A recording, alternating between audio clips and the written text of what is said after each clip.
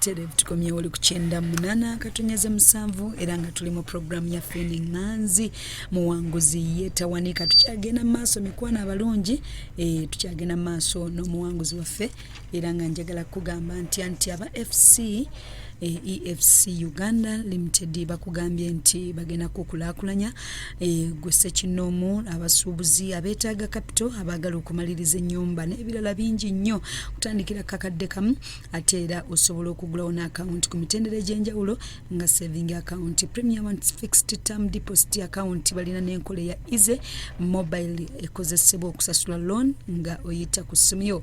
Abeetaaze mukwano basange ku main branch eri ku Rashid Towers 5th and 6th floor plot 6B Mambwa Road Kololo oba kwa Acacia Place Building Kololo oba Mondeba mu Masterwood Plaza. Okumanya ebisinga obakubire ku ssimu 070000M544 kujja okubanga obasanga bajja kubanga bakolako bulungi nnyo. Tukyagenda maaso n'omuwanguzi waffe muweereza wa Katonda mwami Mwesigwa Benon bwe naye taata tukomye wali olugendo lw'obulokozi. Yesu akunonye. Yesu anonye. Naye ng'okulokoka kwange nali nkooye nga bwagamba nti mujje gye ndi mumwe n'abakooye era abazitoledda n'abawummuza nali nkooye. Ago ge mazima oyogera ekintu nga kati myaka 15 nga ndokose naye nkyajjukira embeera gye nalimu. Nali nkooye bintu bingi ngajja nakutandikira egy'obubbi n'obwenzi obwo bwali bususse nnyo. Naye nga nkooye amazima munda mugoba ogamanyi kubanga lwaki njogera bwe ntyo nti bangi bobuulira enjiri alokoke n'agamba nja kulokoka n'abaako bye weewulereza. Naye ekiseera bwe kituuka naddala ng'alwadde nnyo ngagamba nange nsazeewo okulokoka. Munda mu ye amazima yali agamanyi naye nga waliwo ekiba kikyasibye omwoyo gwe. So nange amazima nali ngamanyi naye bwe namala bwe nagenda mu kyakyo nga bwe nkugambye nendokoka. Biri ebiri. Kati bwe nalokoka akalulu kabeera ka Yesu. Ekitiibwa kya Mukama. Tekyali kyangu ekyamazima era kalulu kubanga abantu abaali bamanyi ewaffe buli yenna n'amanya nti ayamanya nti nalokoka kubanga bona bakimanya era nze bwe mba ngenze mu kyalo kyenkola kiri kimu mbuulira njiri n'omwana n'omukulu n'omukadde n'ennyumba wennyingira wonna naye buli omu obuulira enjiri ng'olaba omuntu akutte ku mumwa bw'ati ng'akutunuulidde ku mumwa yeewuunya aliyo Katonda. Era nkugambye nti nagendako ekyankwanza eyo nga maze okulokoka naye bali ku bululu nga bakuba celebrating ebyobululu ebyo.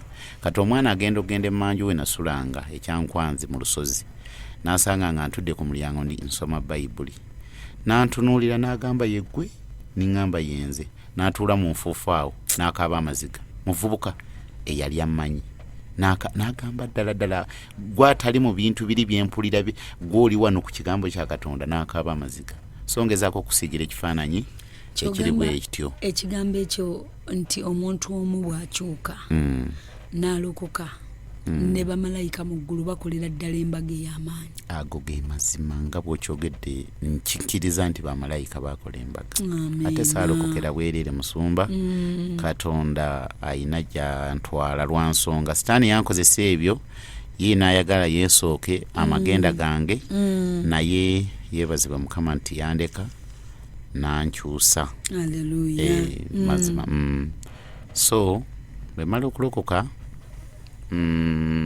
kyankwanzi namala ibbanga naye nintuuka ninkomawo mu Kampala. Kati bwe nakomawo mu Kampala neebaza Katonda olw'ekifo kino eky'emutundwe. Neebaza Katonda nze bwe mba njogera mpeera ekifo kino obujulizi mmanyi Katonda si lwakuba nti njogera ku musumba Tom naye njogera ku Katonda gwe ndabyeko ddala mu kifo kino era ne byansumululamu ebyenjawulo bisinza kwogera nimalayo saawa eno. Naye nenzija mu kifo kino era ku lunaku lunasangawo omusumba Isaac kituuka yali abuulira nimpulira ebigambo ebirungi. Kiri kinayogeddeko nti antumye okubuulira abawombeefu ebigambo ebirungi. Nimpulira ebigambo ebirungi ebiva mu musajja oyo kwegamba nimpulira nga mbyagadde ekifo kino wakimanyi otya? Waliwo yakiŋŋambako naye nga simanyi nawo kubanga namusanga Kasubi nali mbuulira enjiri kubanga nze bwe nalokoka neebaza Katonda ekyo kyo nkyebaliza Mukama nanteekako ennyonta oba n'ekisa ekyokubuulira enjiri oba mukulu oba muto oba munene nnyo oba musumba naye nga nyina kasita tutuula nga bwe tutudde nteeka omubuulira enjiri ayagala tayagala n'abasumba banganyimira naye nga ayinza okutunula naye kati ye ng'omusumba alaba ekikulimu okuyaayaana omuliro ogwo so mbuulira enjiri naye nali mbuulira enjiri ekasubi katale omukyala naŋŋamba naye waliwo ekifo ekirungi kyemmanyi mu Kampala kino bw'otuukayo ojja kulaba Katonda naawe ng'oyogerako so nandagirira Mutundwe wa Pastor Tom ninkitwala nga kintu kya bulijjo kale kya bulijjo eyo naye kyakiyekala ajagala naye nali ntambula mpita wano mu kifo kino omutima ogumu ne guŋŋamba talina byogenda kukola kyama ku mukyaki eyo nenkyama era nga wegambye ni Asha nebaza Katonda nankwata omukono nantwalira ddala eri wansi nga abayimbi gye babeera nempulira ebigambo ebirungi ebyomusumba byali ayigiriza ku mwoyo wa Mukama nange nekintu enforcinga okujjanga mu kifo kino naye bwe najja mu kifo kino ebintu biri ebyandiko oba nga bwe nagambye nti saalinzekka waaliwo ekintu ekirala ekyankozesanga kyansinga amaanyi waliwo omusota gwe nali ndaba ku bulamu bwange nga bulwendoota omusota nfuna ekizibu lwendoota omusota oba omusambu ogw'omukyalo oli yagunyingizaamu yaguliko simanyi oba bamalaya benegatta nabo oba lyali ddogo kale sikimanyi naye bulabanga omusota bwabanga munene nnyo nga gwenkananga anakonda minene nga gunnumba tulwanagana nago tegunnumye sigukubye kwegamba nintuuka n'okugolokoka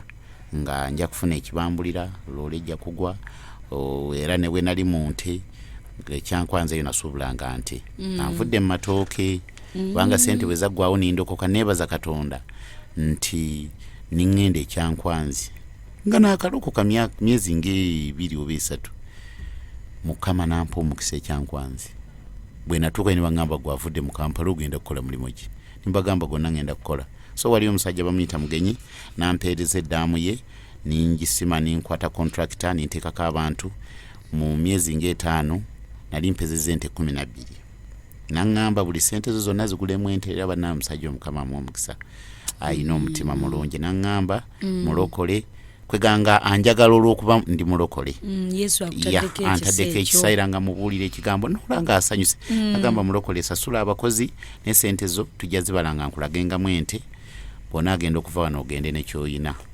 so kati bwe nafuna ente bwezawera 12 nga ngisalawo nsuubule ente awulidde paka era ekiseera kyatuuka bwe nalootanga omusota nga ente efa bwe nalootanga omusota alolenga egira evaako omupiira kwega bintu bingi era omuntu w'ekisiraani ayinza okufiiriza abantu bangi ago ge mazima nze nkimanyi bulungi anti osooka n'osiraana osooka n'otandika okusiraanya n'abalala kubanga abantu bafunanga ebibambulira nga tebamanyi nti kiri ku nze nkimanyi bulungi awulidde omuntu w'ekisiraani ayingira mu nnyumba kwolondowooza ne kisiraani kintu kibi musumba so kati ninzija mu kifo kino nga nzitowereddwa omusota ogwo naye bwe najja omusumba nankansolinga nimanya nti bwe yansabira nimanya nti kugenda kufa kati ekiro ekyo ningulaba omusota ningukuba ningulaba nga bamaze okunsabira bwe gwandaba guli ogwannumbanga negutannumba neguntya naliko amafuta kubanga omusumba yali ansabidde negugenda n'ente nezivaayo nazo nezigenda nimanya nti nguwangudde ninkomawo enkeera nimugamba naŋŋamba omusumba oyinza okuba mumanyi bamuyitanga musumba Kavuma musajja roodi nnyo naye naŋŋamba toguwangudde kati olutalo lutandise naddamu nansabira bwe yansabira ekiro ekyo ninyengera mu kusiiba kw'ennaku 3 ekiro ekyo ne gujja bwe gwajja kati ninfuna obuvumu ningukuba omugongo ningukutula ne gugenda nikucekulula kale nigwekulula niguyiringitanga eyo nimanya nguwangudde ninkoma nimugamba ku luno nawangudde nga nsanyuka nnyo naŋŋamba naŋŋamba tiwawangudde n'agamba olutalo luli mu maaso kati oli mu ddwaniro era neebaza banayi neebaza Katonda olw'ekifo kino oba bannanga omuntu awuliza nga tojjanga mu kifo kino Mukama akunyambira ojje oyiga okulwana oyiga olutalo osobole okusumulula ekiba kikusibye neebaza Katonda obyetegeerera Katonda ansumuludde kimu ku kimu musumba nimanya naye ng'okusinziira okuyigirizibwa awamu n'okusabirwa amaanyi negattako nimpangula mu nsi ey'omwoyo so era natuuka ekiseera omusota nenguwangula kakati ekintu ekyo kyagenda bwe nanywera mu kifo kino n'okusaba n'okusiiba nga nkinywereddemu Mukama n'atandika okunsumulula mu bintu eby'enjawulo naye nyina ekintu ekyambanga ku musumba nti bwe namala okulokoka nali sikyasobolera ddala kwenda nga ne bw'oyagala otya nga ntya Katonda naye nga nabangako okwaka nga nsobola okutuula mu katebe ngaawo oluusi omuwala n'akuyitako n'owulira ng'omutima gumyansizza omulundi gumu agututte naye ng'ogule nyinza okumera n'olutiko naye nga abantu yansembedde takitegeera nkugezaako nkulaga kiri ekyanfoosinga ng'okukola ebyo nemmera olutiko sigenda kuddamu kweyonoonesa ndokose naye ekintu nga kindimu musumba kikyandimu nsiga ekyalimu tenafa naye nga nsobola okukankana ninfunamu ng'akatengo nga yampiseeko bw'ati oba oliawo wayitawo w'entumbwe ne wayitawo wakabina ne wayitawo omuddugavu omweru kwegamba ekintu kiri nga kindeetera okwaka mu mwoyo gwange naye kyenakola nintandika okukisabiranga nga neegayira Katonda akole ki kinzijeko akinsumula nga nkitegedde ekiri ku bulamu bwange olwo wategeera ensibuko yakyo anti olw'okusomesebwa kw'ekifo kino twajja tutegeera bakusomesa era omwoyo omutukufu atandika n'akugaziyiriza akubikkulira nga bayibuli bwetuga nti ajja balaganga byonna naye waliwo by'otoyinza kutegeera okuggyako ng'oyise mu kusomesebwa ago ge mazima so olw'okuyigirizibwa nga batuyigiriza okulwana olutalo bakuyigiriza ebyakusiba bakuyigiriza kwegamba ekifo kino kiyigiriza buli kintu kyonna ekiri ku bulamu bw'omuntu nintandika okutegeera kati nintandika okukisabiranga naye amaanyi agakiriko nze nali sikisobola kyaliko amaanyi mangi simanye ekyoto ky'ekintu ekyo ekyandi mu musumba ekyankozesanga biri kyali kyoto kinene nnyo nnyo naye neebaza Katonda nti bwe namala okukimanya nintandika okukiwangayo eri abasumba nimbagamba banaye munsabirenga kunganyiza obasangawo nga bataano nimbagamba bannange ekintu kino nga kinsobedde onomanya nti nze sikyesobolera nze nga nkiwulire ekiri ku bulamu bwange kale abasumba ne bagololanga emikono ne bansabiranga omulundi ogutali gumu ebiri abaami abamu nga kizibu abaami abamu waviirayo okugamba nti ekintu kino wategeera nti kirina obuzito bwakyo neetaaga emikono emirala nakimanya nti bayibuli egamba nti ankwatirwa ensonyi omukyala ewakanga tomutwalaganya omukyala kabakati bw'olokoka nga bwe nkugambye ebiseera ebisinga namusaasiranga natuukanga nimusaasiranga ng'olabira ddala era waliwo abantu abagamba nti waliwo abatatuuka ku ntikko naye omukyalo wange kwegamba ye yakoowa bukooyi twebaza Katonda twogera ebintu bino musumba olw'okuyamba abantu abangi abayita mu mbeera ezifaananako bwe zityo kubanga weewaawo waliwo akiyitamu ate waliwo akyefaananyiriza oba ebintu eby'enjawulo awulidde naye mu byonna kati ni kisabiranga netuyingiranga mu bisiibo omulundi ogutali gumu waliwo abantu abamu musumba najja mu maaso ga Katonda n'alowooza nti Katonda agenda musumululawo kyayagala ye nga ye era bangi abajja n'omugamba akakugendako mu kigambo ojja kufuna counseling kawunge nagamba anze njagala kunsabira banange waliwo ekitayinza kuvaawo nga bw'olowooza bw'otyo wabula okutuula Bayibuli etugamba nti katono katono katono okutuusa lwe ndimalawo abalabe bo mu nsi yo. Yali agamba ebintu ebiri mu bulamu bwaffe ng'oyagala toyagala olina okutuula wansi owulire ekigambo. Mukama waffe yakyogerako naga nti mmaze okuba abalongoofu olw'ekigambo kye mbagambye. Ekigambo ky'owulira kisobola okusumululira ddala okuva mu busibe obuba bukuliko. So ninkisabiranga ninkiwangayo mu maaso ga Katonda, ninkiyingirangako mu bisiibo. Naye kyewuunyisa nti Katonda yali mwesigwa n'ambikkulira ekyali ku bulamu bwange. Neebaza Katonda nti nwanye olutalo nwanye olutalo oba nalwana olutalo okutuuka okuva mu kintu ekyo okukisumululwamu. Ate nkimanyi bulungi nti kino kyekyandiko. Era ebiseera ebisinga waliwo abali eyo aloota embwa zimuwunyako, aloota embwa emugoba, aloota embwa tamanyi nti ogwo muzimu gwa bwenzi. Muzimu gwa bwenzi. So nga ndoota embwa zimpunyako zintamu. Waliko sitaani tatya zanumba na wano naye ebaka mu buliri. Omukyala kwolwo n'aŋŋamba nedda. Ne mugamba nedda nnyabo wadde oyagala toyagala. Kwegamba waakiri okumukutulako obulago. Omukyala n'aŋŋamba nedda. Kati olw'okusaasira omukyala nga ngambye nti nayinangamu kutuuka ne musaasira ng'omukyala wange. Kye nakola ngamba kangende ku kyaki. Mu bulumi obwo mu muliro ogwo era nava ewaka mu nnamba emu paka wano nga nkyali mu nnamba emu mu kyaki. Ategeera abakitegeera. So bwe natuuka wano ku kyaki ninsaba naye nga ndi mu bulumi. Ndi mu bulumi obw'amaanyi. Naye nintuulako wabweru ako kennyini ningendako wabweru. We nasabira wabweru awo saayingira mu kyaki. Saala yange yabeeranga awo mu lujjaawo.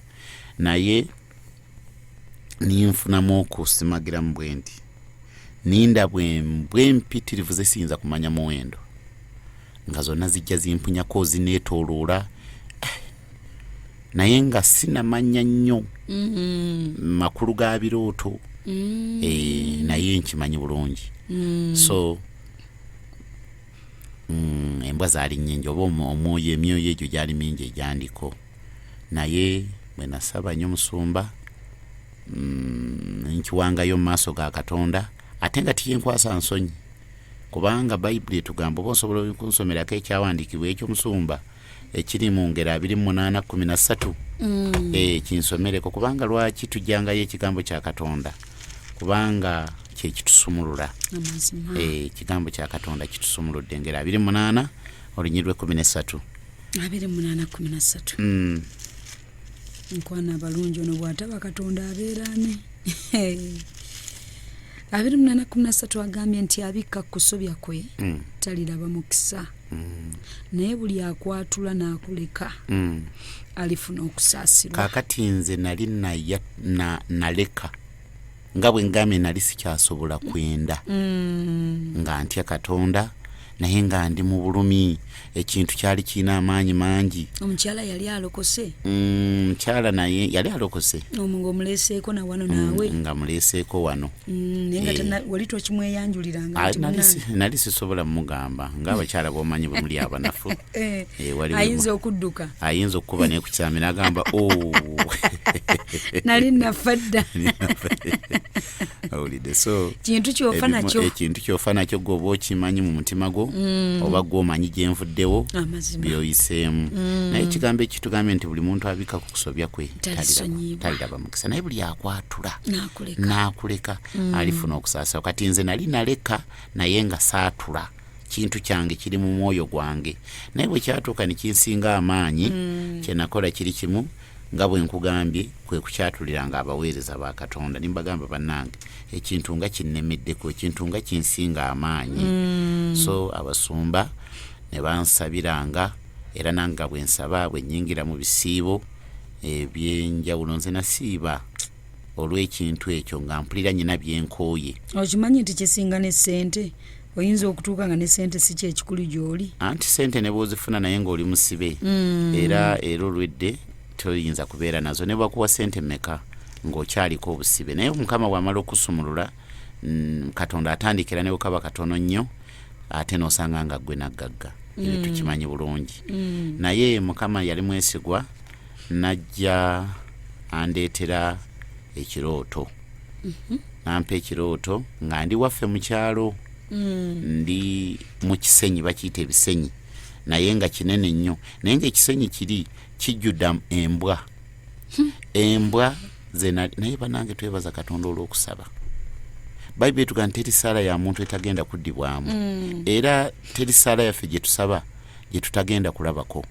Nindoota embwa nga zonna nfu. Naye kye nalaba mu nsi ey'omwoyo eri mu kirooto, nalaba embwa ezifudde emyaka ng'emabega emyaka nga 8 oba 9.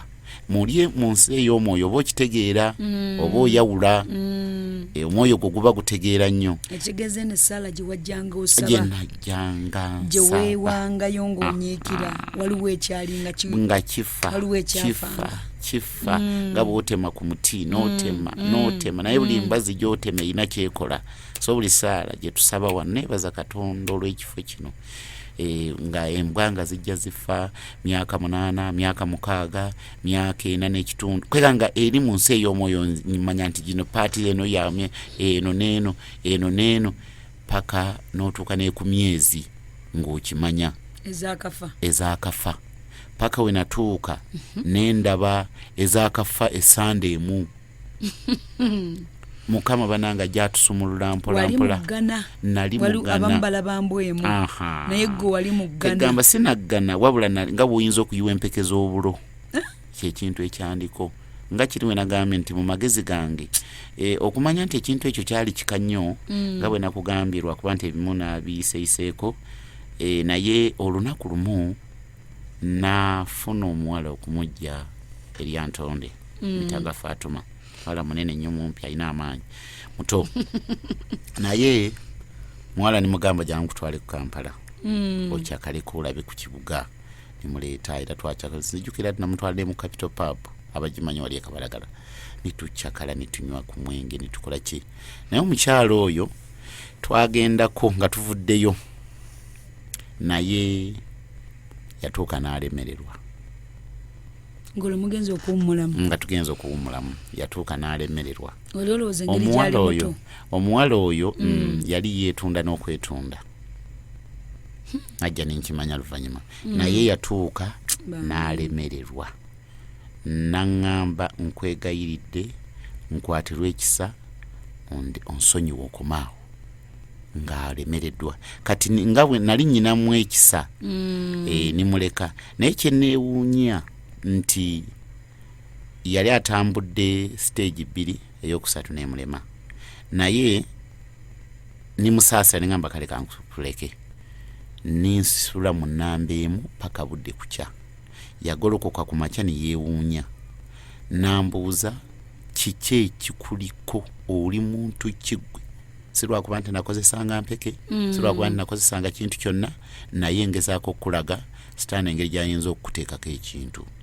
Okitegedde oba amaanyi g'embwa ezo eggana eryo lyetwogeddeko gyali myoyo nga gindiko. Abantu batambula musumba naye nga basibe beetaaga okusumululwa. Ago ge mazima atuwuliriza. Osobola okuba oli eyo ng'olina mulokole ne Katonda omwagala naye ng'olina ekikusibye. Toyinza kwewuunya musumba omusajja Yosuwa kabona asinga obukulu ng'atambula malayika wa Mukama amuliko ne sitaani ng'amuliko. Kyatwala Katonda yennyini najja okusumulula Yosuwa oyo. Kati bangi abali eyo ekyamazima kiri nti nga walokoka Katonda omwagala okyakumya obutuukirivu naye ng'olina ekikusibye. Olina ekyoto.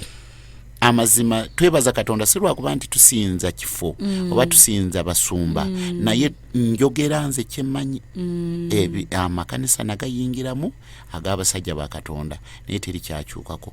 Naye kye neebaza Katonda mu kifo kino ntojja wano n'osomesebwa n'ozuula n'obikula kubanga ebintu ebiri ku bantu bya njawulo. Okitegeera n'omanya ky'olwana nakyo, n'omanya kye weeyambula, n'omanya ekyakwata emikisa gyo, n'omanya ekikuganya obufumbo, n'omanya kiki ekyakolebwa. Era onansonyiwa ekyawandiikwa kiri mu Isaaya 42 olunyiriri mwenda yakisoma Isaaya 42 nebaza Katonda bwolaba ntera nnyo okujuliza ku kigambo kya Katonda musumba kirina amaanyi kigambo kya Katonda kye kinsumuludde kirina amaanyi kinsumuludde olunyiriri mwenda nange nno nkyagala nnyo kigamba nti laba ebyasooka okubaawo bituuse n'ebijja mbibuulira nga tebinnaba kulabika mbibabuulira. Kakati ekigambo ekyo musumba kya mazima ddala. Twebaza Katonda omwoyo omutukuvu akutwala n'akubikula ekyakusiba emyaka 8 emabega. Gwe tuyinza kwewuunya ekyawandiikibwa ekiri mu Yeremiya essula 5 olunyiriri 7 agamba nti bakitaffe baayonoona so tebaliiwo naye laba twetisa obutali butuukirivu bwabwe. Bambi ekimu tomanyi gye byakolebwa, tomanyi gye baabikolera, naye gwe baazingirako eri ekintu kyonna. Gamba abalala kibuuka n'emirembe, kibuuka n'emirembe musumba nekijja ne kikutomera nga neewammwe tokirabangayo. Era n'abeewamwe ne bagamba omwana ekintu ekyo yakijjawa ffe wano nga tetuli bwe tuti ne bwe tuti. Naye nga byabaawo dda. Muweereza wa Mukama wangi maama ngenda kuwummuzaamu katono ennyabo manyi nti waliwo abawona. Katukomewo mu ddakiika zaffe ngende ku mulango bwa bakama baffe tuvaako.